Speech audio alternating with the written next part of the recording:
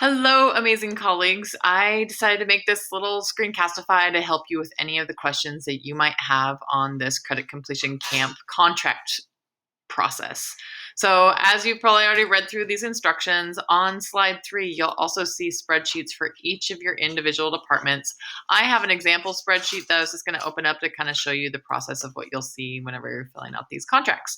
So whenever you open up your spreadsheet, you'll see on here, like a lot of information, but at the bottom of each spreadsheet, you'll see each of the courses. So right now we've got AP, and then we've got the AP best course. So if you teach AP, obviously the name of the course for here is not the best course. You'll have English, or you have algebra, or you'll have any of the other things that we have for each of our PLCs. So I'm going to go ahead and click on the best course. So you'll see on some of the different courses, the way that it's set up is you've got your student name, you've got the course title, and then you've got the name of each staff. So we've got the staff, Awesome Possum, Yuri Cool, and I'm a Garing. And on the top part, you'll see students that are signed up in the morning and students that are then signed up in the afternoon. Down here, this is a blank contract. When you go to click on this right here, you're going to see a contract. This is where we'd like you to put the plan for example, this student, Roosevelt Writer.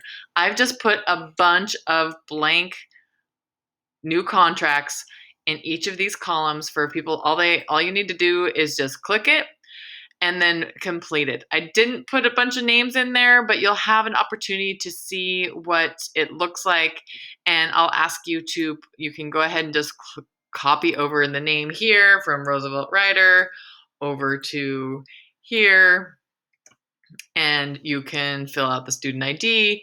And then this page is for you. So my ask is to have you fill out, really for the credit completion teacher, to fill out the information in the yellow highlighted areas. This is specifically for the teacher recommending each of these students. All you need to do is write the assessment name. You don't need to hyperlink because all of that is already hyperlinked in the course overview that you already did.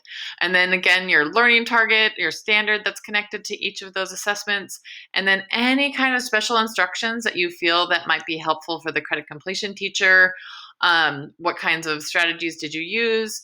And also maybe even the score that is needed for the assessment to demonstrate proficiency for that course. So then you'll need to then include, if all of those things are met for what your instructions are, that you'll have the grade that you award to the student, and then your signature, and then the student will also see this contract, and the student will also be expected to sign that. So whenever we start to meet with them that first week, if you scroll down, if you are that kind of person to be curious, you'll see a blank page, but then on the very last page, you'll see stuff for the credit completion teacher and the student to complete. That is not meant for you, but that is meant for the credit completion teacher to be able to make some plans and help out with the student if that credit completion teacher is into that. So that being said, the last thing we'd like you to do whenever you are done with that contract, in order to tell us that you've input all the information for that contract, is just click this little button. That contract is ready for credit completion camp. All you need to do is just check it, and then you're done. So if you are Awesome Possum, you have checked that. That means we know that contract is ready for the credit completion teacher. From that point, you are welcome to reach out if you have any other questions, but that's the general gist. You'll see it separated. You can also, I mentioned in the instructions, you can also hit Control F if you need to find your name. If you're like, okay, my last name is Awesome, okay, you can find all of yours. So that's a quick way to kind of highlight whichever ones you're going to find for you. That's not going to do on all of the courses, but it's at least going to be on each of the tabs. So I think that's all I got. I hope you're having a fabulous day, and please reach out if you have any questions.